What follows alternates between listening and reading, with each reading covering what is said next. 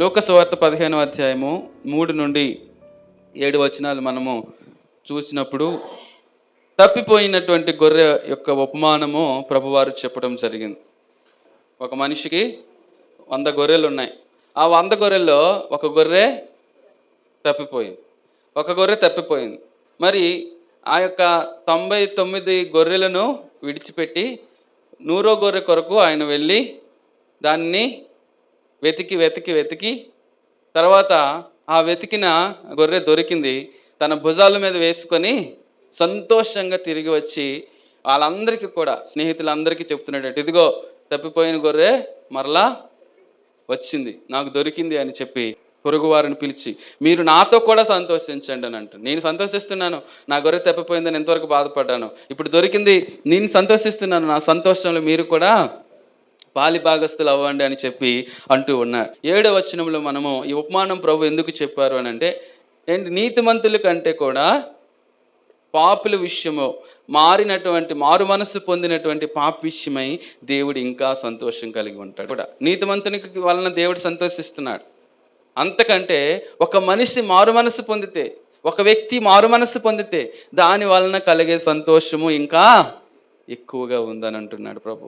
ఇక్కడ దేవుని యొక్క వాక్యాన్ని మనం చూసినప్పుడు 3వ వచనం నుండి 7వ వచనం వరకు కూడా ఈ యొక్క ఉపమానాన్ని ప్రభు చెప్పినప్పుడు, మీలో ఏ మనుష్యునికైనా 100 గొర్రెలు కలిగి ఉండగా వాటిలో ఒకటి తప్పిపోయిన ఎడల అతడు 99 అడవిలో విడిచిపెట్టి తప్పిపోయిన దొరకు వరకు దానిని వెతకి వెళ్ళడా.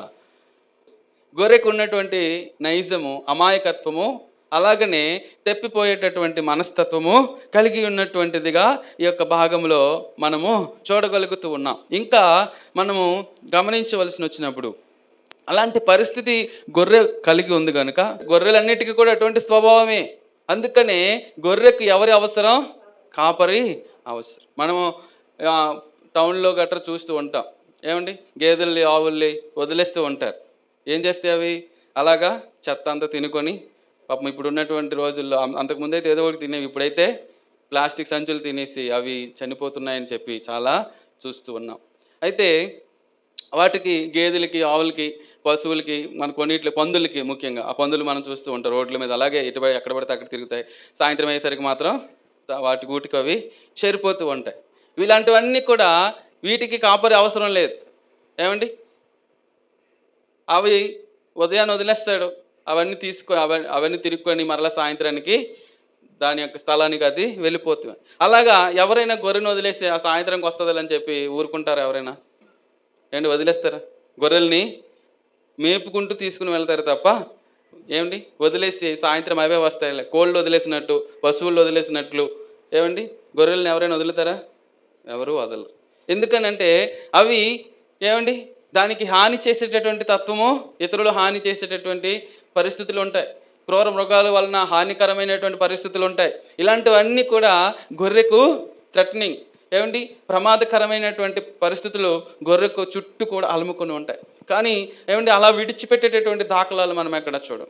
ఎందుకనంటే వారిని పోషించేవాడు కావాలి, వారిని సంరక్షించేవాడు కావాలి, వాటిని తోలుకొని వెళ్ళి, ఏమండి, కాపరి అవసరం గొర్రెకు.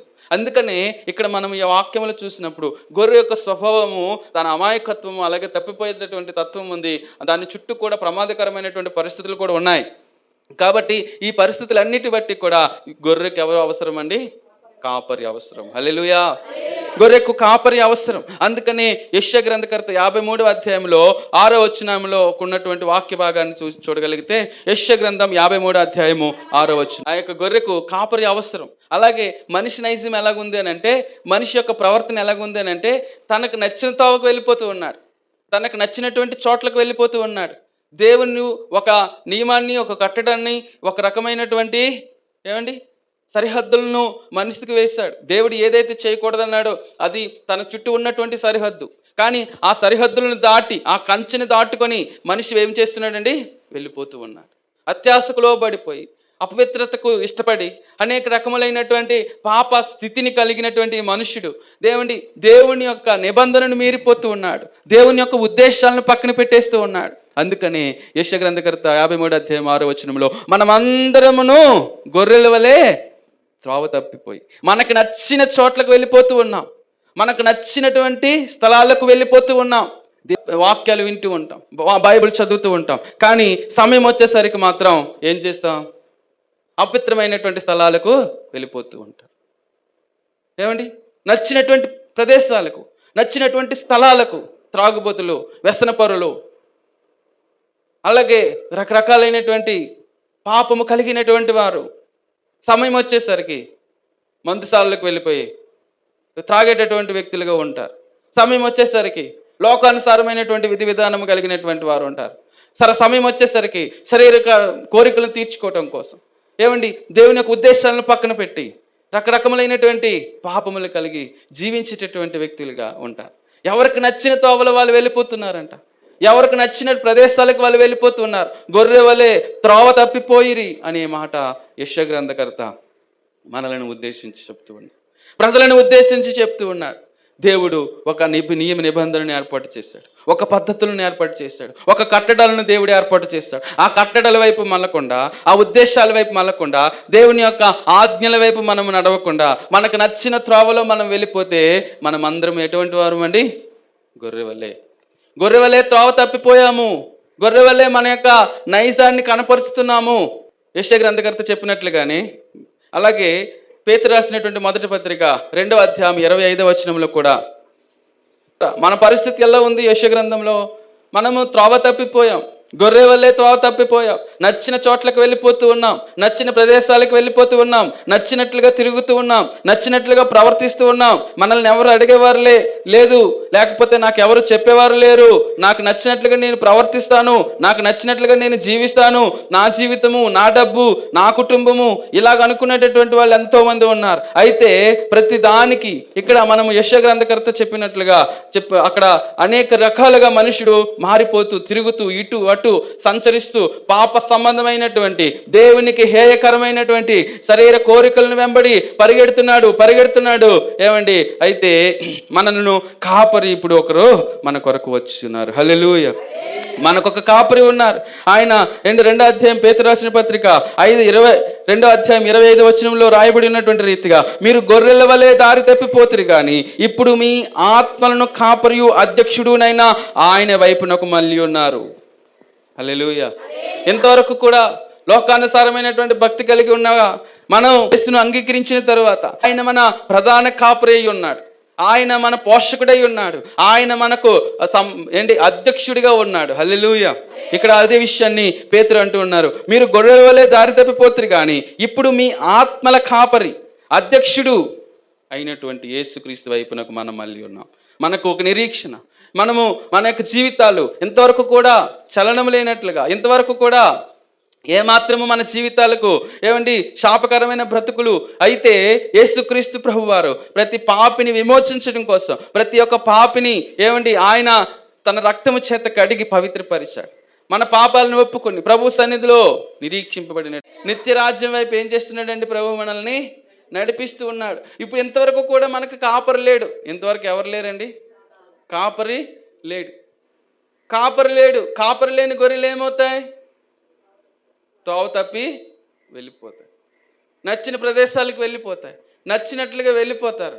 కానీ ఇప్పుడు మన ప్రధాన కాపరి అయిన వాడు ఉన్నాడు. హల్లెలూయా!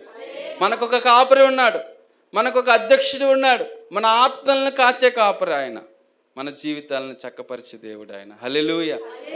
మనం నచ్చినట్లుగా వెళ్ళటానికి లేదు. మన మాట తీరు, మన ప్రవర్తన, మన యొక్క నడవడిక, మన జీవిత విధానము ఇదంతా కూడా మన అధ్యక్షుడైనటువంటి యేసుక్రీస్తు వారి యొక్క మాట ప్రకారము ఉండాలి. హల్లెలూయా! యేసుక్రీస్తు వారి మాట ప్రకారం మనం జీవించాలి. యేసుక్రీస్తు వారి యొక్క వాక్య ప్రకారం మనం జీవించాలి. కానీ మనకు నచ్చిన త్రోవలో మనం వెళ్ళిపోవటానికి ఏమాత్రము కూడా లేదు. అలాగే తర్వాత ఉన్నటువంటి వాక్యాలు మనం చూసినప్పుడు అయితే గొర్రె యొక్క స్వభావము అలాగే ఉంది, గొర్రె యొక్క నైజం అలాగుంది. అయితే ఆ యొక్క గొర్రెకు ప్రధాన కాపరిగా ఇప్పుడు ఎవరు ఉన్నారండి? యేసుక్రీస్తు ప్రభువారు ఉన్నారు. అంగీకరించక మునుపు మనకు నచ్చినట్లుగా మనం ఉండొచ్చు, ప్రవర్తించవచ్చు. కానీ దేవుడిని అంగీకరించిన తర్వాత ఆయన మనకు అధ్యక్షుడిగా ఉన్నాడు, ఆయన మనకు ప్రధాన కాపరిగా ఉన్నాడు కనుక ఆయన మాట ప్రకారం మనం బ్రతకాలి. అలాగే కాపరత్వము గురించి మనం చూసినట్లయితే మనములో ఎన్ని గొర్రెలు ఉన్నాయండి? 100 గొర్రెలు ఉన్నాయి. ఈ 100 గొర్రెలు ఆయన కాచుకుంటూ వెళ్తూ ఉన్నాడు. అయితే 100 గొర్రెలు కాస్తున్నాడు, అందులో ఒకటి మాత్రం తప్పిపోయింది. 100 గొర్రెలు కాస్తూ ఉంటే ఒకటి తప్పిపోయింది. అయితే ఈ కాపరి తప్ప లేకపోతే గొర్రె తప్పండి అది? ఒక క్లాసులో 100 మంది పిల్లలు చదువుతున్నారు, 99 మంది పాస్ అయ్యారు, ఒకడు పోయాడు అనుకోండి, ఏమండి అప్పుడు టీచర్ని మంచి టీచర్ అంటారా, చెడ్డ టీచర్ అంటారండి? అదే 100 మంది ఉండి 99 మంది తప్పిపోయి ఒకడు పాస్ అయితే టీచర్దే తప్పు కదండి. సరిగ్గా చెప్పలేదు, ఆడొక్కడే పాస్ అవుతాడు కాబట్టి పాస్ అయ్యాడు, మిగిలిన వాళ్ళందరూ కూడా ఈయన సరిగ్గా చెప్పలేదని అంటారు. అదే 100 మంది పాస్ అయితే అందరినీ బాగా చదివించాడు, వీడు సరిగ్గా చదవలేదురా, ఏమండి వీడు సెల్ ఫోన్ చూసుకుని ఉన్నాడు, లేకపోతే పడుకుని ఉన్నాడు, అందుకే వీడు పాస్ అవ్వలేదు అని చెప్పి వాడిని తిడుతూ ఉంటారు. అయితే ఇక్కడ 99 గొర్రెలు ఉన్నాయి, ఒకే గొర్రె మాత్రమే తప్పిపోయింది. ఒకే ఒక గొర్రె తప్పిపోయింది. ఈ ఒకే ఒక గొర్రె తప్పిపోయింది కాబట్టి ఏమండి గొర్రె యొక్క స్వభావము మనం చూస్తాం, గొర్రె యొక్క నైజం చూస్తాం, తప్పిపోయే తత్వం, అమాయకత్వము కనిపిస్తూ ఉంది. అయితే కాపురత్వము కలిగినటువంటి లక్షణాలను మనం చూసినప్పుడు అయితే పోయిందిలే అదొకటే పోయింది, మనకేముంది 99 గొర్రెలు ఉన్నాయి చాలదా అని కాపురి అనుకున్నాడండి. 99 గొర్రెలు ఉన్నాయి, నాకేమీ సంబంధం లేదు, ఆ గొర్రె తప్పిపోయింది అదే ఎప్పటికో వస్తుందిలే అని చెప్పి అనుకుంటున్నాడా? అనుకోలేదు. చూడండి, కాపురత్వంకు ఉన్నటువంటి లక్షణాన్ని మనం చూసినప్పుడు ఆదికాండం 31వ అధ్యాయము 38, 39 వచ్చిన ఈ యొక్క అధ్యాయములు మనం చూసినప్పుడు కాపరిగా యాకోబు ఉన్నాడు. యాకోబు ఎన్ని సంవత్సరాల గొర్రెలు కాసాడో తెలుసా? అక్కడ మనం చూస్తున్న 38వ వచనంలో 20 ఏండ్లు. ఎన్ని సంవత్సరాలు అండి? 20 ఏండ్లు. 20 సంవత్సరాల గొర్రెలు కాచాడు. ఎవరింటి దగ్గర? వాళ్ళ మామ ఇంటి దగ్గర. వాళ్ళ మామ దగ్గరికి వెళ్ళాడు, పిల్లని కావాలన్నాడు, నా గొర్రెలు కాస్తే పిల్లనిస్తానన్నాడు. ఏమండి అలాగా గొర్రెలు 20 సంవత్సరాల పాటు కాచి అప్పుడు అంటున్నాడు, ఏమండి నేను 20 సంవత్సరాల పాటు గొర్రెలు కాశాను, 20 సంవత్సరాలు ఆ యొక్క గొర్రెలు కాసినప్పుడు ఏ గొర్రెైనా మేకైనా నేను తీసుకొని వెళ్ళిపోలే. ఏమండి నేను కాసినప్పుడు ఆ యొక్క పుట్టినటువంటి పిల్లలు మరలా నీకే అప్పగించాను అని అంటున్నారు. ఇంకోటి ఏంటంటే, నీ మంద పొట్టేళ్లను నేను తినలేదు, నేను కాస్తున్నాను కదా, నేను గొర్రెలు తీసుకుని వెళ్తున్నాను కదా, వాటికి అన్నీ చేస్తున్నాను కదా, కాబట్టి ఒక పొట్టేళ్ళను కోసుకొని తింటాను అని చెప్పి 20 సంవత్సరాలు ఎప్పుడు కూడా నేను నీ పొట్టేళ్లను తినలేదు. ఇంకోటి ఏంటంటే, దుష్టమొగముల చేత చేల్చబడిన దాన్ని నీ వద్దకు తేక ఆ నష్టము నేనే పెట్టుకుంటుని. ఇంకోటి ఏంటంటే, గొర్రెలు తీసుకునేటప్పుడు కాపరి ఒకవేళ కొన్నిసార్లు కొన్ని దుష్ట మృగాలు వచ్చి గొర్రెలను ఏం చేస్తాయండి? చీల్చివేస్తాయి, చంపివేస్తాయి. కాబట్టి ఆ యొక్క నష్టాన్ని, పలానా గొర్రె చచ్చిపోయిందని అంటే ఆ నష్టాన్ని నేనే భరించాను. ఇదిగో అయితే కాపరి ఏం చేయాలని అంటే, ఒకవేళ ఆ యొక్క గొర్రె పలానా జంతువేదో తీసుకెళ్ళిపోయి తినేసిందని చెప్పి దాని తాలూకు చర్మమో లేకపోతే ఏదో ఒకటి ఎముక ఏదో ఒకటి దొరుకుతుంది కదండి, రక్తమైన, అది దాన్ని తీసుకొచ్చి వాళ్ళకి చూపించాలి. ఎవరైతే యజమానుడు ఉన్నాడో ఆ యజమానుడికి ఏం చేయాలండి, వాళ్ళు ఇదిగో దాని చర్మం ఇదిగో, ఇది లేకపోతే ఇది రక్తం ఇదిగో అని చెప్పి వాళ్ళకి చూపించాలి, వాళ్ళకి రుజువు చేయాలి. అది చంపిందా లేకపోతే ఈడెక్కడ అసమర్థుడిగా ఉన్నాడా. అసమర్థుడిగా ఉంటే ఊరుకోరు. అయితే పలానా వచ్చి చంపేసిందని అంటే వాళ్ళు ఒప్పుకుంటారు. అయితే తర్వాత ఎప్పుడు కూడా క్రూర మృగం వచ్చినప్పుడు దాన్ని చంపినప్పుడు దాన్ని నష్టాన్ని నేనే పెట్టుకున్నాను తప్ప ఇది చనిపోయింది, ఇది చంపేసింది అని చెప్పి నీ దగ్గరకు వచ్చి నేను చెప్పలేదు అని అంటున్నారు. ఇంకోటి ఏంటంటే, అలాగే పగటి యందు దొంగిలింపబడిన దానినేమి రాత్రి యందు దొంగిలింపబడిన దానినేమి నా యొద్ద పుచ్చుకొంటివి. ఏమండి కొంతమంది దుష్టమృగములు కాకుండా కొంతమంది దొంగలు ఉంటారు కదా, గొర్రెలను మేకలను ఏమండి కాపు కాసి తోలుకొని వెళ్ళిపోతారు. అలాంటి వాటిని ఎవరు భరించాలి? కాపరే భరించాలి. కాపరే దానికి డబ్బులు చెల్లించాలి, వెల చెల్లించాలి. అలాగే యాకోబు తన మామ దగ్గర ఉండి గొర్రెలు కాసుకునేటటువంటి వృత్తిలో ఉన్నాడు. అయినప్పటికీ కూడా నష్టాన్ని ఎప్పుడు కూడా అతడు భరించాడు తప్ప ఏమాత్రం కూడా తన యొక్క మామకు భారముగా లేడు. అయితే ఇక్కడ అదే విషయం చెప్తున్నాడు. కాపురత్వంకు ఉండేటటువంటి లక్షణం ఏంటి? ఏదైనా చీల్చివేసిందా దాని గురించి రుజువు చూపించాలి. ఏదో ఒకటి కళ్ళబొల్లి మాటలు చెప్తే చల్లదు. ఏదో ఒక విషయం చెప్తే చెల్లదు. అలాగే నిర్గమకాండం 22 అధ్యాయం 10, 13 నిర్గమకాండం 22 అధ్యాయము 10 నుండి 13 వచనాల వరకు కూడా ఆ మాటలే రాయబడి ఉన్నాయి. ఒకవేళ దుష్ట మృగముల చేత చేల్చబడితే ఏం చేయాలండి? దాన్ని తీసుకొచ్చి రుజువు చేయాలి. ఒకవేళ ఎవరైనా దొంగతనం చేస్తే దాన్ని ఏం చేయాలి? ఇదిగో ఆ నష్టాన్ని కాపరే భరించాలి. ఒకవేళ తప్పిపోతే ఎక్కడో కనబడకుండా పోయినా ఏం చేయాలి? దాన్ని కాపరే భరించాలి. అంతకుమించి ఇంకొకటి లేదు. అలాగే ఆమోసు గ్రంథం 3 అధ్యాయం 12వ వచనంలో కూడా ఆ మాటలు రాయబడి ఉన్నాయి. అయితే ఇక్కడ ఉన్నటువంటి కాపరి, ఈ యొక్క లోక సువార్త 15వ అధ్యాయంలో మనం చూస్తున్నాము. ఈ యొక్క లోక సువార్త 15వ అధ్యాయంలో యేసుక్రీస్తు ప్రభువారు చెప్పినటువంటి ఈ యొక్క ఉపమానంలో అయితే ఆయన కాపరత్వం కలిగి ఉన్నాడు. ఈ యొక్క కాపరత్వము ఆయన డబ్బులు అయిపోతాయనో, లేకపోతే ఆయన చేతిలో డబ్బులు పెట్టాలనో, లేకపోతే ఆయన ఏదో సంజాయిసి చెప్పుకోవాలనో కాదు. ఇక్కడ ఉన్నటువంటి కాపరికి ఉన్నట్టు లక్షణం ఏంటంటే, ఆ 99 గొర్రెల కంటే తప్పిపోయినటువంటి ఒక గొర్రె కూడా తనకి ఎంతో విలువైనదిగా పరిగణించబడుతూ ఉంది. హల్లెలూయా. ఈ యొక్క 99 గొర్రెల కంటే కూడా ఆ యొక్క తప్పిపోయినటువంటి గొర్రె ఎంతో శ్రేష్టమైనదిగా అతను చూస్తూ ఉన్నాడు. అంటే నాకు చాలామంది ఉన్నారు, 99 మంది ఉన్నారు, ఒకరు తప్పిపోతే వచ్చే నష్టమేమి అని చెప్పి ఆయన నిర్లక్ష్య వైఖరి అక్కడ లేదు. హల్లెలూయా. నిర్లక్ష్య స్వభావం అక్కడ లేదు. అక్కడ ప్రతి ఒక్కరి మీద కన్సర్న్ కలిగి ఉన్నట్లుగా మనం చూస్తున్నాం. ప్రతి ఒక్క వ్యక్తి మీద దేవుడు ప్రత్యేకమైనటువంటి దృష్టిని కలిగి ఉన్నాడు. హల్లెలూయా. కొంతమంది 500 మంది ఉన్న సంఘము కానివ్వండి, లేకపోతే 200 మంది 1000 మంది ఉన్న సంఘం అయితే కానివ్వండి, ఎవరైనా ఉండిపోయారు అనుకోండి మందిరానికి రాకుండా, వస్తే వచ్చారా లేకపోతే పోయారులే అనేటటువంటి పద్ధతి ఎక్కడ కూడా ఉండకూడదు. ఎందుకు ఆగిపోయారో వెళ్ళి సందర్శించాలి, మాట్లాడాలి, పలకరించాలి. అలాంటి ఏ పరిస్థితిలో ఉన్నారో వారిని సంప్రదింపులు జరగాలి తప్ప వచ్చారు లేకపోతే లేరు, నచ్చితే వస్తారు లేకపోతే రారు అని చెప్పి కాపరికి ఉండాల్సినటువంటి లక్షణం కాదు. కాపరి అంటే ప్రతి వ్యక్తి మీద కూడా తనకు ప్రత్యేకమైనటువంటి కన్సర్న్ ఉండాలి. ప్రతి ఒక్కరి మీద కూడా దేవుడు ఒక ప్రత్యేకమైనటువంటి గురిని కలిగి ఉన్నాడు. హల్లెలూయా. ప్రతి వ్యక్తి కూడా దేవునికి అవసరమే.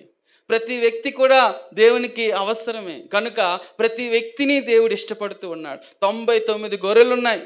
అయితే ఆ గొర్రెలన్నిటిని ఏం చేశాడు? ఒక చోట విడిచిపెట్టాడు. ఒక చోట అంటే భద్రమైన చోటే. ఆ 99కి ఇంకా తోవ తప్పిపోరావు. ఆ గొర్రెలు ఏమి అక్కడి నుంచి వెళ్ళిపోవు. కానీ తప్పిపోయిన దాని కొరకు కాపరి ఏం చేస్తున్నాడండి? వెళ్ళటము ప్రారంభించాడు, వెతకటం ప్రారంభించాడు. మొలల్లో వెతికాడు, లోయల్లో వెతికాడు, కొండల్లో వెతికాడు. అక్కడ ఎక్కడెక్కడ తిరిగాడో అన్నీ కూడా చూసుకుంటూ వచ్చాడు. చివరికి అతనికి కనిపించింది. తన భుజాల మీద వేసుకొని సంతోషంగా తీసుకొని వస్తూ ఉన్నాడు. హల్లెలూయా. అలాగని చెప్పి ఈ 99 వీటి మీద ఆయనకి ఇంట్రెస్ట్ లేదా అంటే కాదు. ఇవి ఆల్రెడీ రక్షింపబడ్డాయి. హల్లెలూయా. ఇవి ఆల్రెడీ ప్రొటెక్టెడ్గా ఉన్నాయి. ఇవి 99 కూడా మంచి ప్లేస్లో అవి ఉన్నాయి. అవి తప్పిపోవు. కానీ తప్పిపోయిన దాని కొరకు సమయాన్ని వెచ్చించాడు కాపరి. హల్లెలూయా. తప్పిపోయిన దాని కొరకు తన శ్రమను దారిపోసాడు. తప్పిపోయిన దాని కొరకు తనకున్నటువంటి శక్తిని దారిపోసాడు. తప్పిపోయిన దాని కొరకు ప్రయాసపడ్డాడు. తప్పిపోయిన దాని కొరకు వెతుకులాట ప్రారంభించాడు. అలా వెతుకుతూ తనని కనుగొన్నాడు. గమనించండి, ప్రభువు ఈ యొక్క మాట ఎందుకోసం చెప్తున్నాడు అని అంటే, తప్పిపోయిన నిన్ను దేవుడు ఇష్టపడుతూ ఉన్నాడు. ఏ విషయంలో తప్పిపోతున్నావో దాని విషయమే నిన్ను దేవుడు అడుగుతూ ఉన్నాడు. నువ్వు 99 విషయాల్లో నీతిమంతులుగా ఉండొచ్చు, 99 మంచి విషయాలు కలిగి ఉండొచ్చు, దేవునికి యథార్థమైనటువంటి భక్తిని చేయొచ్చు, దేవుని పట్ల నమ్మకత్వాన్ని నీవు కలిగించవచ్చు. కానీ ఒకే ఒక తప్పిదం ఒకవేళ నీలో ఉంటే, ఒకే ఒక పాపము నీలో ఉంటే, ఒకే ఒక దోషము నీలో కనిపిస్తూ ఉంటే దాని విషయమై కూడా దేవుడు మనల్ని అడుగుతూ ఉన్నాడు. 99 ఉన్నాయి కదా అని అంటే కాదు, ఒక్క విషయంలో కూడా నీవు మారు మనసు చెందాలి. హల్లెలూయా. ఆ ఒక్క విషయంలో కూడా నీవు మార్పు చెందాలి. ఆ ఒక్క విషయంలో కూడా దేవుడు నిన్ను అడుగుతూ ఉన్నాడు. నీకు రక్షణకు అది ఆటంకంగా ఉందేమో, నువ్వు రక్షింపబడడానికి అది ఆటంకంగా ఉందేమో, దాని విషయమే నిన్ను ప్రభువు ప్రశ్నిస్తూ ఉన్నాడు. అందుకని 7వ వచనం చెప్పినట్లుగా, అటువలే మారు మనసు అక్కర్లేని 99 మంది నీతిమంతుల విషయమే కలుగు సంతోషము కంటే మారు మనస్సు పొంది ఒక్క పాపి విషయమై పరలోకమందు ఎక్కువ సంతోషము కలుగును. మీరు రక్షింపబడ్డారు. మీ పిల్లలు రక్షింపబడ్డారా? మీ కుటుంబం రక్షింపబడిందా? గ్రామం రక్షింపబడిందా? దాని విషయమే దేవుడు వెతుకుతూ ఉన్నాడు. దాని విషయమే దేవుడు గోజాడుతూ ఉన్నాడు. 99 మంది నీతిమంతుల కంటే ఇక్కడ ఉన్నటువంటి వాళ్ళందరూ కూడా దేవుని యొక్క సన్నిధిలో యేసు ప్రభు వారి యొక్క నమ్మిక చొప్పున, ఏమండి, మనం అందరం ఆయన నమ్మి ఉన్నాం కనుక, ఆయనను మనం ఆరాధిస్తున్నాం కనుక, ఆయన రక్తంలో కడగబడ్డాం కనుక మన విషయమై దేవుడు నీతిమంతులుగా దేవుడు మనల్ని తీర్చాడు. మన విషయమే కలుగు సంతోషము కంటే మీ కుటుంబంలో రక్షణ లేనివారు, మీ గ్రామంలో మన గ్రామం రక్షణ లేనటువంటి వారు, అలాగే బంధువుల్లో రక్షణ లేనటువంటి వారు ఎవరైనా రక్షింపబడితే దేవుడు వారి విషయమై ఇంకా అధికమైనటువంటి సంతోషాన్ని కలిగి ఉన్నాడు. హల్లెలూయా! అధికమైన సంతోషాన్ని కలిగి ఉన్నాడు, అధికమైన ఆనందాన్ని కలిగి ఉన్నాడు. కనుక నీవు ఏమండి 99 మంది గుంపులో ఉండొచ్చు, ఒకే నీ కుటుంబంలో ఇంకెవరైనా తప్పిపోయిన గొర్రెవలే ఉన్నారేమో, తప్పిపోయినటువంటి వ్యక్తిగా ఉన్నారేమో, తప్పిపోయినటువంటి వారి జాబితాలో ఉన్నారేమో, వారి విషయమై దేవుడు మనల్ని అడుగుతూ ఉన్నాడు. ఇక్కడ మనం చూసినప్పుడు ఏమండి, ఆ యొక్క తప్పిపోయినటువంటి గొర్రె కాపరి దగ్గరకు వచ్చినప్పుడు భుజాల మీద వేసుకొని ఆయన సంతోషంతో వస్తూ ఉన్నాడు. అలాగే మన దేవుడు తప్పిపోయిన మనల్ని వెతుక్కుంటూ వచ్చి ఆ 99 వాటితో చేర్చాడు. అలాగే ఇంకా మిగిలినటువంటి వారు ఎవరైనా తప్పిపోయినటువంటి వారిగా ఉంటే వారిని దేవుడు ఆహ్వానిస్తున్నాడు. వారి కొరకు మనం వెతకాలి, వారి కొరకు మనం ప్రార్థన చేయాలి, వారి కొరకు మనం విజ్ఞాపన చేయాలి. ప్రభువా వారిని దర్శించండి, వారితో మాట్లాడండి, వారిని మీరు నడిపించండి ప్రభువా అని చెప్పి ప్రార్థన చేయాలి. హల్లెలూయా, హల్లెలూయా. ఏమండి, ఈ యొక్క 99 మంది నీతిమంతులు కూడా చేయవలసింది ఏంటో తెలుసా? విజ్ఞాపన. యొక్క కాపరి ఈ విషయంలో మనం చూసినప్పుడు కాపరి ప్రతి ఒక్కరి పట్ల ఒక ప్రత్యేకమైన శ్రద్ధ కలిగి ఉన్నాడు, ప్రతి ఒక్కరి పట్ల ఒక ప్రత్యేకమైన నిబద్ధత కలిగి ఉన్నాడు, ప్రతి ఒక్కరిని ఆయన ప్రేమిస్తున్నాడు. కనుక ప్రతి ఒక్కరు ఆయనకు కావాలి. అలాగే నీ కుటుంబం కావాలి, నీ యొక్క గ్రామం కావాలి, నీ బంధువులు కావాలి, మనందరం కూడా ప్రభువుకు కావాలి. అపోస్తుల కార్యం 3:8 వాడు నడుచుచు దిగ్గును లేచి నిలిచి నడుచుచు గంతులు వేయచ్చు, దేవుని స్తుతించుచు వారితో కూడా దేవాలయంలోనికి వెళ్ళెను. 8:39 అపోస్తుల కార్యముల గ్రంథం 8:39 వారు నీళ్ళలో నుండి వెడలి వచ్చినప్పుడు ప్రభు ఆత్మ ఫిలిప్పును కొనిపోయెను. నపుంసకుడు సంతోషించుచు తన త్రోవను వెళ్ళెను. అతడు ఫిలిప్పును మరి అన్నడును చూడలేదు. నపుంసకుడు సంతోషించుచు తన త్రోవను వెళ్ళాను. సంతోషిస్తూ తన త్రోవను వెళ్ళాడు. ఎవరండి? నపుంసకుడు. ఇతడు ఏమండి, ఫిలిప్పు నపుంసకుడిని కనుగొని ఆయన రక్షణ గురించి ఆవశ్యకత చెప్పాడు. ఇదిగో యేసు ప్రభు నిజమైన దేవుడు, ఆయన నమ్ముకో, ఆయన యందు విశ్వాసం ఉంచు అని చెప్పగా ఫిలిప్పు మాటలకు విధేయుడై వెంటనే అక్కడికక్కడే ఇదిగో నీళ్ళు ఉన్నాయి కదా, అక్కడ వెళ్ళి నాకు బాప్తిస్మం ఇచ్చే అని అన్నారు. వెంటనే నపుంసకుడికి ఫిలిప్పు ఏం చేశారండి? చెప్పిన వెంటనే మారు మనస్సు పొంది పాప క్షమాపణ పొందుకొని వెంటనే బాప్తిస్మం పొందుకున్నాడు. ఆయన పొందుకుని ఏం చేస్తున్నాడు? ఇప్పుడు సంతోషంతో వెళుతూ ఉన్నాడు. హల్లెలూయా, హల్లెలూయా. ఏమండి, మన జీవితాల్లో ఇంకా ఫిలిప్పు లాంటి వారిగా మనం ఉండాలి. రక్షణ లేనటువంటి ప్రజలు ఎంతోమంది ఉన్నారు. వారిని కనుగొని వారికి దేవుని యొక్క వాక్యము చెప్పి వారిని దేవునిలోనికి నడిపించి మనకున్న సంతోషం వారిని కూడా సంతోషభరితులుగా చేయాలి. అటువంటి కృప దేవుడు మనకు అనుగ్రహించును గాక. తల వంచుకుందాం, ప్రార్థన చేద్దాం.